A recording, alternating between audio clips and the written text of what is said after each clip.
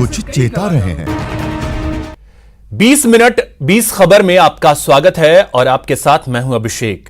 हम अगले 20 मिनट में आपको देश दुनिया की 20 ऐसी खबरें बताने वाले हैं जो इस वक्त न केवल सुर्खियों में है बल्कि दिलचस्प और अहम भी हैं। तो शुरू करते हैं 20 मिनट में 20 खबरों का सिलसिला। सबसे पहले देखते हैं राजस्थान की कौन कौन सी खबर इस वक्त अहम है। भीषण हादसे की ये तस्वीरें टोंक की हैं। यहां NH 12 पर एक ट्रेलर और क्रूजर की टक्कर हो गई, जिससे क्रूजर सवार 8 लोगों की मौत हो गई, जबकि 4 लोग गंभीर रूप से घायल हो गए। घायलों को जयपुर रेफर कर दिया गया है। एक्सीडेंट की खबर लगते ही मौके पर DM और SP समेत पूरा प्रशासन पहुंच गया। पुलिस के मुताबिक क्रूजर सवार लोग खाटू श्याम जी से लौट रहे थे। ये सभी मध्य प्रदेश के राजगढ़ के रहने वाले हैं। हादसे में मारे गए लोगों में 4 पुरुष, 2 महिलाएं और 2 बच्चे भी शामिल हैं। शवों को पोस्टमार्टम के लिए भेज दिया गया है और पुलिस इस मामले में आगे की जांच कर रही है। ये इस टोंक क्षेत्र का सबसे दर्दनाक हादसा हुआ है। धार्मिक यात्रा के लिए, पद यात्रा के लिए MP के सोनी परिवार के लोग खाटू श्याम जी गए थे और उनको पैदल यात्रा के बाद वापस लाने के लिए MP से इनके परिजन आए थे गाड़ियों से। बड़ी दर्दनाक एक्सीडेंट हुआ। करीब रात को 2:15 बजे की घटना है। आते ही बीच में ये जो ट्रेलर जो पीछे से आ रहा था, इस ट्रेलर ने एक दूसरी गाड़ी को बचाने के चक्कर में और थोड़ी इधर साइड ली और साइड में ये जो क्रूजर गाड़ी थी जिसमें ये परिवार बैठा हुआ था, इसके टक्कर लगी और टक्कर लगने के बाद में जो साइड में पुलिया बनी हुई थी, उस पुलिया पे पूरी तरह से ये पिचकने के कारण ये हादसा हुआ।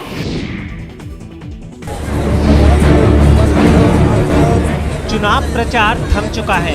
अब 28 जनवरी की तैयारी है और इसी को लेके अजमेर जिले में 28 जनवरी के निकाय चुनाव को शांतिपूर्ण तरीके से संपन्न कराने के लिए पुलिस ने क्षेत्र में फ्लैग मार्च निकाला। निष्पक्ष और निर्भीक मतदान के लिए बुधवार को शहर के विभिन्न इलाकों में पुलिस और RAC जवानों ने फ्लैग मार्च किया, जो दरगाह, नया बाजार, आगरा गेट, बदर गेट सहित सभी मुख्य चौराहे से होता हुआ शहर की विभिन्न कॉलोनियों तक पहुँचा। फ्लैग मार्च के जरिए मतदाताओं को संदेश दिया गया कि वे बिना डरे और बिना किसी के दबाव में मतदान करें। अजमेर नगर निगम में 80 सीट हैं।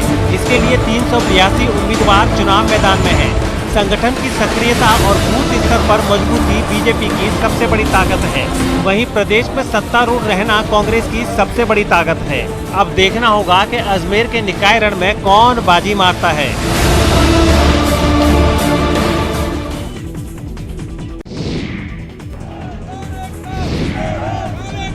कृषि कानूनों के विरोध में पिछले 10 दिनों से सवाई माधोपुर कलेक्ट्रेट के सामने धरने पर बैठे किसानों ने मंगलवार को बड़े स्तर पर प्रदर्शन किया।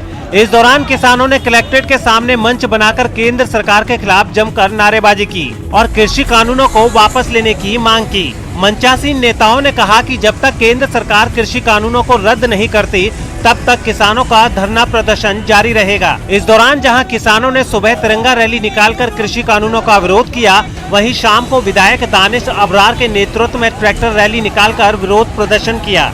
किसानों की ट्रैक्टर रैली कलेक्ट्रेट से रवाना होकर पुलिस लाइन, पुराना ट्रक यूनियन, बजरिया मुख्य बाजार, प्रेम मंदिर होते हुए वापस कलेक्ट्रेट आकर संपन्न हुई। ट्रैक्टर रैली में शामिल किसानों का साफ कहना है कि केंद्र सरकार के कृषि कानून उनके हित में नहीं है और वे हर हाल में इन कानूनों को रद्द करवाकर ही रहेंगे।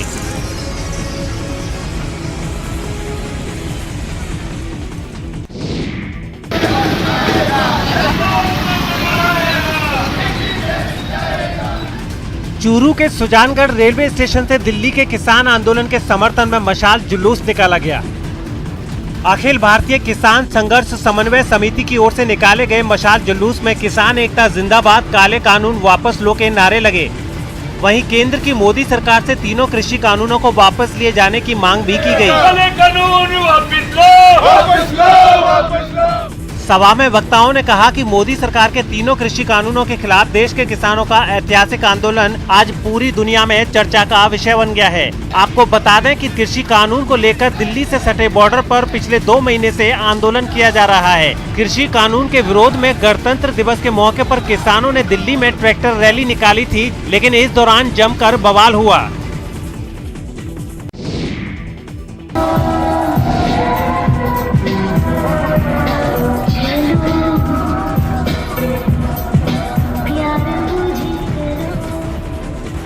बारबाला के ठुमके पर ठुमके और स्टेज पर मस्त होते नेताजी। तस्वीरें ऐसी हैं जिन्हें आपको ठीक से दिखा भी नहीं सकते, लेकिन धुंधली तस्वीरें सब कुछ बयां कर रही हैं। बारबाला के साथ नेताजी की हर हरकत कह रही हैं। अब अश्लील डांस वाला वीडियो खूब वायरल हो रहा है और नेताजी की फजीयत हो चली है। सफाई पर सफाई दे रहे हैं, अपने खिलाफ इसे सियासी साजिश करार दे रहे हैं। 23 तारीख को निम्बाहेड़ा मांगरोल मेरी बहन के वहाँ विवाह प्रोग्राम में गया था। वहाँ मेरे पारिवारिक सांस्कृतिक प्रोग्राम आयोजित हुआ, जिसमें मेरे परिवार के लोगों के साथ डांस किया, जिसको सभी ने रिकॉर्ड भी किया, परंतु किसी ने उसको गलत तरीके से लेकर उसको एक अलग ही रूप दिया। ये नेताजी छोटी सादड़ी क्षेत्र के बीजेपी ग्रामीण मंडल अध्यक्ष कैलाश गुर्जर हैं और ये वीडियो चित्तौड़गढ़ जिले के मांगरोल क्षेत्र में एक विवाह समारोह का बताया जा रहा है।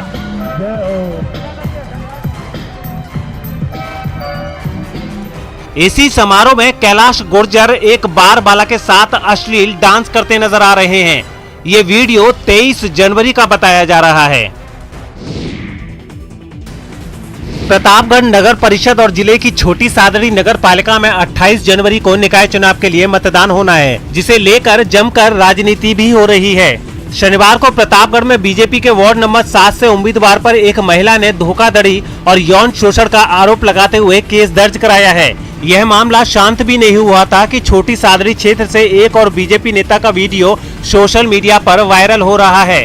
हालांकि वीडियो में नजर आ रहे बीजेपी ग्रामीण मंडल के अध्यक्ष इसे अपना पारिवारिक कार्यक्रम बताते हुए वीडियो को तोड़ मरोड़ कर पेश करने की बात कह रहे हैं। वहीं बीजेपी जिला अध्यक्ष ऐसे किसी भी वीडियो की जानकारी होने से इनकार कर रहे हैं और इसे कांग्रेस की बौखलाहट बता रहे हैं। जबकि इस वीडियो के सामने आने के बाद कांग्रेस आक्रामक मुद्रा में आ गई है। महिला अस्मिता से जुड़े इन मामलों को लेकर बीजेपी जहां बैकफुट पर है, वहीं कांग्रेस इसे भुनाने में कोई कसर नहीं छोड़ रही है। अध्यक्ष और आपके यहाँ के नगर अध्यक्ष में क्या अंतर है? भारतीय जनता पार्टी नगर पीसी में बैठा था, प्रेस कॉन्फ्रेंस में बैठा था, उसका ही बार डांसर का वीडियो वायरल हो रहा है और भी कई सारे उदाहरण ऐसे। ये तो ऐसी नीच पार्टी है जिसका नाम लेने पे भी आप देख लो, ऐसे ऐसे उम्मीदवारों को इन्होंने खड़ा किया है, पैसों के नाम पर ही ऐसे उम्मीदवारों ने खड़ा किया, इसके अलावा कुछ नहीं है। देखिए, ये सब कांग्रेस की बौखलाहट है। कोई भी कहीं पर भी हमारे उम्मीदवार या पार्टी के पदाधिकारी द्वारा कहीं पर भी अश्लील चीज़ें या अश्लील वीडियो कहीं किसी प्रकार के कोई उसमें सत्यता नहीं है। केवल विपक्षी लोग इसको तरोड़ मरोड़ कर इसको पेश कर रहे हैं और भारतीय जनता पार्टी को छवि करने की कोशिश कर रहे हैं।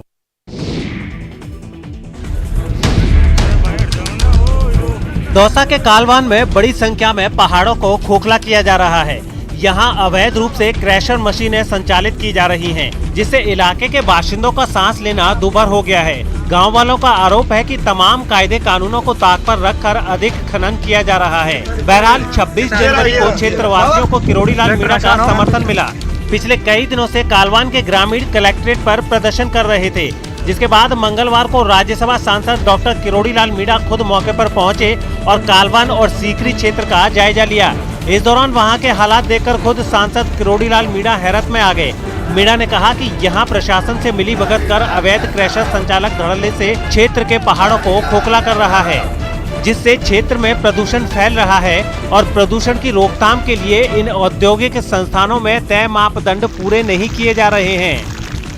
प्रावधान है पर्यावरण की दृष्टि से कि इनको ट्रीटमेंट प्लांट लगाना पड़ता है, जो ट्रीटमेंट प्लांट नहीं लगा हुआ। आगे और भी भयंकर जरा आप पाओ वहाँ दिखाते हैं आपको। अवैध रूप से भी संचालित हुई मिली या ये तो अवैध नहीं है, इसकी तो लीज है बाकायदा, लेकिन इनको एक ट्रीटमेंट प्लांट लगाना पड़ता है जिससे डस्ट नहीं उठे, सिलिकोसिस नहीं हो, पर्यावरण को नुकसान नहीं हो। वो नहीं हो रहा है यहाँ पर। बिल्कुल कई दीवारों में जो वो आ गई, वो तो पूरे 80% गाँव के 80% सीकरी और कालवान के 80% घरों में दरारें पड़ी हुई है। ये मोबाइल, ये पिस्टल, ये देसी कट्टे और कारतूस इन शातिर अपराधियों के गुनाह की तस्दीक कर रहे हैं। राजसमंद की भीम थाना पुलिस ने डकैती की योजना बनाते इन 6 शातिर अपराधियों को गिरफ्तार किया है। इनके कब्जे से हथियारों के साथ साथ 2 स्कूटी सहित एक इको कार भी बरामद की गई है। भीम थाना अधिकारी गजेंद्र सिंह ने बताया कि राजसमंद एसपी के निर्देश पर एएसपी के नेतृत्व में एक टीम गठित की गई, जिसको मुखबिर से सूचना मिली थी कि जलपा के एक सूने मकान में 5 संदिग्ध शख्स छिपे हुए हैं। इस पर पुलिस की टीम ने पूरी तैयारी के साथ दबिश दी और इन्हें हथियारों, मोबाइलों और गाड़ी के साथ धर दबोचा। पूछताछ में इन आरोपियों ने लूट की कई वारदातों की तैयारी करने का खुलासा किया है। इनमें से 4 यूपी के 4 शातिर बदमाश हैं, जबकि बाकी भीम क्षेत्र के रहने वाले हैं। मिली जानकारी के मुताबिक ये लोग मकान में बैठकर रायपुर थाना इलाके के मोकुंदा में कनक भवन में डकैती की योजना बना रहे थे, लेकिन इससे पहले ही पुलिस ने इन्हें दबोच लिया। द्वारा चलाए जा रहे अभियान अपराधियों की धरपकड़ में आज मंद थानाधिकारी मैं जाप्ता के गश्त हल्का में था, तो मेरे निजी मुखबिर ने विश्वसनीय सूचना दी कि जालपा में सुगंध सिंह का जो डबल मंजिल का मकान है, वहां पे 5-6 व्यक्ति आए हुए हैं जिनके पास में हथियार है और वो कोई आज बड़ी वारदात और डकैती करने की योजना कर रहे हैं। 1-2 हजार नहीं बल्कि राजधानी में पूरे 5,08,000 कैश पकड़ा गया। लेकिन आप कुछ और समझे, उससे पहले ये बता दें कि 100 और 200 के नोट सब नकली हैं। असली लग रहे इन नकली नोटों को देखकर जितने आप हैरान हो रहे होंगे, उतनी ही पुलिस भी हैरान है। करधनी थाना पुलिस ने इस मामले में एक युवक को भी गिरफ्तार किया है। जानकारी के अनुसार पुलिस को मुखबिर के जरिए सूचना मिली थी, जिसके बाद करधनी स्थित युवक के घर पर तलाशी ली गई। 5,08,000 रुपए के नकली नोट जब्त कर लिए गए। आरोपी कलर प्रिंटर के जरिए नकली नोट छापता था। मौके से पुलिस ने नकली नोट छापने का सामान भी बरामद कर लिया है। पुलिस आरोपी से पता लगाने में जुटी है कि ये कब से नकली नोट का कारोबार कर रहा था, इन नकली नोटों की कहां-कहां सप्लाई कर रहा था। इसके साथ ही पुलिस आरोपी से इस कारोबार में शामिल अन्य लोगों के बारे में भी पूछताछ कर रही है।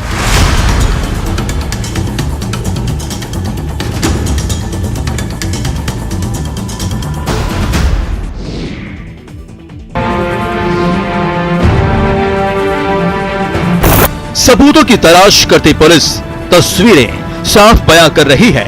यहाँ संगीन वारदात को अंजाम दिया गया है। जयपुर के राकड़ी इलाके में मेहराओं की प्राचीन मंदिर में महापाप हुआ है।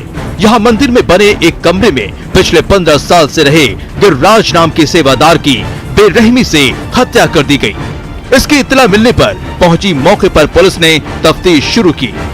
सभी एंगल्स को और सभी पहलुओं को ध्यान में रख करके तफ्तीश कर रहे हैं और हर एंगल से, हर घटनाक्रम के हर बारीकी से हम लोग खास तौर से वैज्ञानिक विश्लेषण भी कर रहे हैं। पुलिस की शुरुआती तफ्तीश के मुताबिक गुमनाम हत्यारों ने मंदिर के सेवादार गिरिराज के हाथ, पैर और मुंह को बांधकर बेरहमी से पिटाई कर हत्या की है और इस खूनी वारदात को लूट की शक्ल देने की कोशिश की है। फिलहाल पुलिस इस वारदात का खुलासा करने के लिए 5 टीमें बनाई है।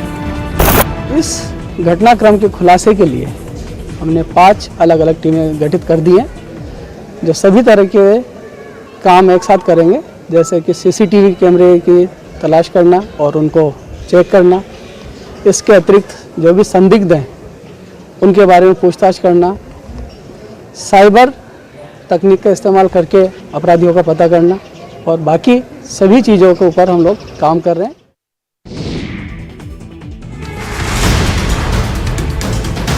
शटर बंद है पर धंधा चालू है। मुंह मांगी कीमत चुकाइए, मन चाहे ब्रांड से गला तर कीजिए। तस्वीरें पुष्कर की हैं, जहां ड्राई डे पर जमकर शराब बिकी। वैसे तो 26 जनवरी पर शराब की दुकानों पर पाबंदी रहती है, लेकिन पुष्कर थाना क्षेत्र की पंचायतों से सटी अधिकांश दुकानों पर पाबंदी के बावजूद जमकर शराब बिकी, जिसकी गवाही ये तस्वीरें भी दे रही हैं। गनाहेड़ा पंचायत की खरखेड़ी रोड पर स्थित शराब की दुकान हो या जलदाय विभाग कार्यालय के पीछे स्थित उसी लाइसेंस धारक की दुकान, दोनों जगह शटर बंद कर शराब बेची जा रही थी। आबकारी विभाग की लापरवाही से ड्राई डे पर रोज की तरह काफी भीड़ नजर आई। दुकानदार ड्राई डे के नाम पर शराब का ओवर रेट वसूल कर चांदी कूटने में लगे रहे, जबकि कार्रवाई करने वाले जिम्मेदार मौन नजर आए। ऐसे में सबसे बड़ा सवाल, क्या नियमों की धज्जियां उड़ाती इन तस्वीरों पर जिम्मेदार जागेंगे और लापरवाहों के खिलाफ कार्रवाई करेंगे? क्योंकि प्रदेश में अवैध शराब की बिक्री के खिलाफ जोर शोर से ऑपरेशन चलाया जा रहा है। ऐसे में ड्राई डे पर अवैध बिक्री भी आबकारी विभाग के लिए बड़ा चैलेंज है।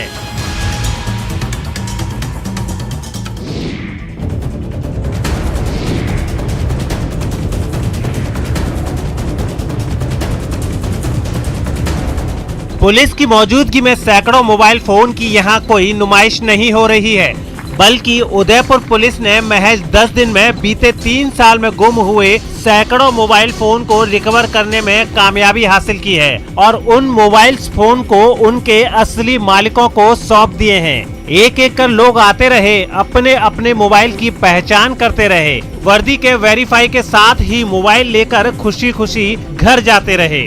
प्रदेश में पुलिस ने गुम हुए मोबाइल फोन को बरामद करने के लिए अभियान शुरू किया तो साइबर सेल ने गुम हुए मोबाइल फोन को ट्रेस आउट करते हुए संबंधित थानों को सूचना दी, जिसके आधार पर दबिश देकर 389 मोबाइल बरामद कर लिए गए। इसमें पिछले 3 साल में लोगों ने जो मोबाइलों की जो गुमशुदगियां दी थी उदयपुर शहर में, उदयपुर जिले में, तो हमारी साइबर टीम थाने के अधिकारियों ने लग के और ये हमने रिकवर किए हैं मोबाइल। 360 मोबाइल हमने रिकवर कर लिए जिनका डिस्ट्रीब्यूशन है। बरामद किए गए इन मोबाइल फोन की कीमत 60 लाख रुपए आंकी जा रही है। फिलहाल जिनके पास से गुम हुए मोबाइल फोन बरामद हुए हैं, पुलिस उनके खिलाफ जांच कर कार्रवाई करने की बात कह रही है। ढूंढने गए हैं, उनको बताया है कि इसमें यदि कोई लूटपाट या उस तरह के गैंग के व्यक्ति लगते हैं या जिसने कई मोबाइल जिसके पास से रिकवर हुए तो उन लोगों पर निगरानी रख के और उनके खिलाफ कार्रवाई हम करेंगे।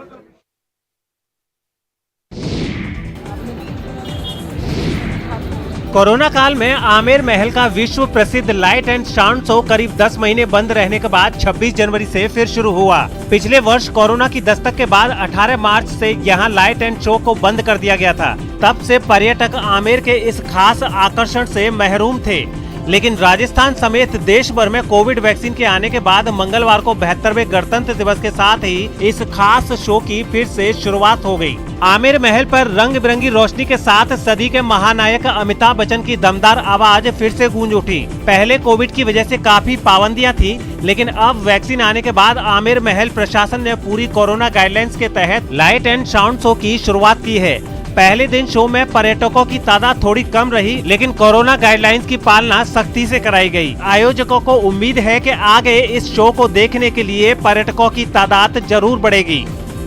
करीब 10 महीने बंद रहने के बाद में आज गणतंत्र दिवस से आमेर महल पर खास लाइट एंड शो है शुरू किया गया है। ये लाइट एंड साउंड के साथ में ये शो शुरू हुआ है। इस शो में खास तौर पर आप देख सकते हैं कि अलग अलग जो तरीके से इतिहास बताया जा रहा है आमेर महल का। ये काफी पॉपुलर शो रहा करता था और इसके शो के पॉपुलर होने की वजह यह थी कि इसमें अमिताभ बच्चन की आवाज है। इसमें आमेर के तमाम इतिहास को अलग अलग जो हिस्से पर लाइट डाल करके बताया जाता है। काफी खूबसूरत इसमें रोशनी का समागम किया जाता है।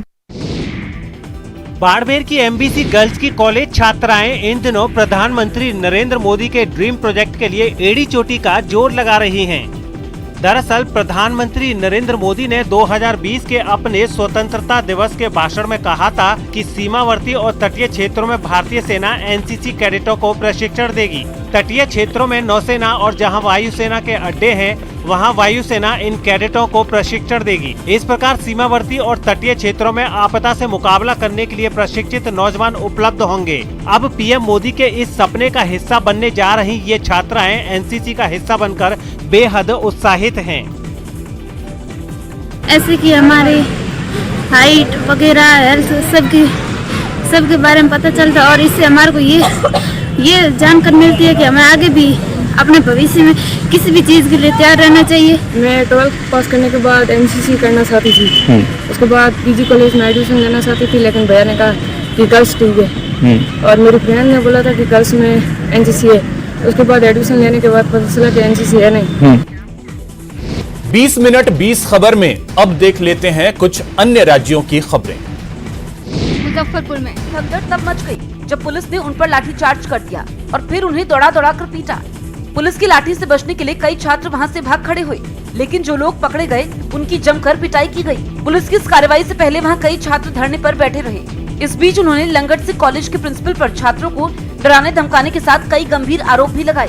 वो लगातार छात्रों को डराते हैं, धमकाते हैं। वो कॉलेज के फंड से लाखों रुपए का रोज गबन करते, अपने निजी कार में खर्च करते हैं। थोड़ी देर बाद वहाँ पुलिस और प्रशासन के लोग पहुँच गए, जिसके बाद धरना दे रहे छात्रों को समझा बुझाकर हटाने की कोशिश की गई, लेकिन इसके बाद भी छात्र नहीं माने तो एसडीओ कुंदन कुमार गुस्से से तिलमिला उठे। इसके बाद पुलिस के जवानों ने धरना दे रहे छात्रों पर लाठियां भांजनी शुरू कर दी।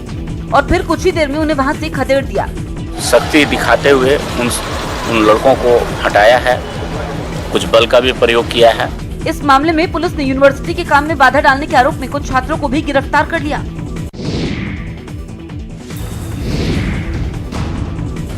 उत्तर प्रदेश के शामली से हैरान कर देने वाला वीडियो सामने आया है, जिसमें बीच सड़क पर दो पक्षों के बीच मारपीट हो गई। बताया गया है कि उन दोनों पक्षों के बीच किसी मामूली बात पर बहस शुरू हुई, जो देखते ही देखते इतनी बढ़ गई कि वो एक दूसरे के साथ मारपीट करने लगे। लड़ाई की शुरुआत पहले तो लात और घूसों से हुई, लेकिन जल्द ही कुछ लोग डंडे भी चलाने लगे। इस हंगामे को देखकर सड़क पर अफरा तफरी मच गई, जिसका असर ट्रैफिक पर भी पड़ा। इसके बाद कुछ लोग बीच बचाव की कोशिश करने लगे, लेकिन मारपीट करने वालों ने उनकी बात नहीं सुनी। थोड़ी देर बाद जब पुलिस वहां पहुंची, तब जाकर हंगामा शांत हुआ। इस घटना का वीडियो सोशल मीडिया पर भी वायरल हो गया। वायरल वीडियो कांडला थाना क्षेत्र के गांव गंगेरू का बताया जा रहा है। मारपीट के लाइव वीडियो के बाद पुलिस प्रशासन में हड़कंप मच गया है और लाइव वीडियो में दिख रहे आरोपियों की पहचान करना शुरू कर दिया है, जिसके बाद ही आरोपियों की गिरफ्तारी सुनिश्चित की जाएगी। आंध्र प्रदेश के चित्तूर में अंधविश्वास में अंधे माता पिता पर अपनी ही दो बेटियों की जान लेने का आरोप लगा। इस घटना के बारे में जिसने भी सुना उसका कलेजा कांप उठा। पुलिस के मुताबिक एक तांत्रिक के बहकावे में आकर माँ बाप अपनी ही बेटियों के कातिल बन गए, क्योंकि जो तस्वीरें सामने आई उसमें दिखा कि लड़कियों की मौत से पहले घर में पूजा पाठ किया गया था, जिसके बाद वहां से चीखने चिल्लाने की आवाजें आई और पड़ोसियों ने पुलिस को बुलाया। रात में जब पुलिस चित्तूर के इस घर पर पहुंची तो घर की लाइटें तो चल रही थी, लेकिन आवाज नहीं आ रही थी, जिसके बाद पुलिस घर के अंदर गई। बताया गया कि जिन दोनों लड़कियों की मौत हुई उनमें एक पोस्ट ग्रेजुएशन कर रही थी, जबकि दूसरी ग्रेजुएशन कर रही थी और वो बेहद खुश मिजाज स्वभाव की थी।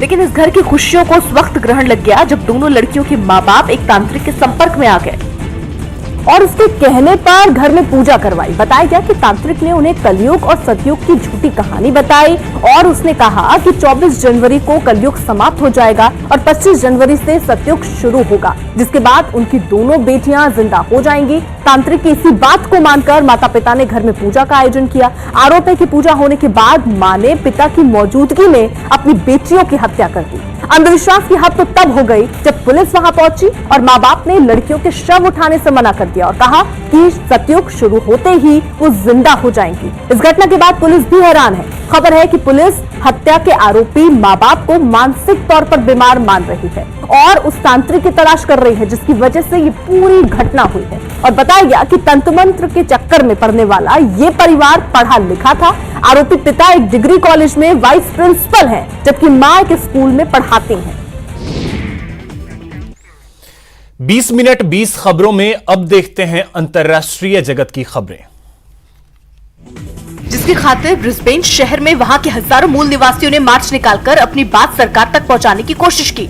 मार्च में शामिल लोग वहां की एक नदी पर बने एक पुल के ऊपर से गुजरते दिखे। इस दौरान उन्होंने अपना एक बड़ा झंडा भी पकड़ा हुआ था और झंडे के पीछे लोगों की भीड़ नारेबाजी करते हुए आगे बढ़ती रही, जिससे पूरा पुल लोगों से खचाखच भर गया। January 26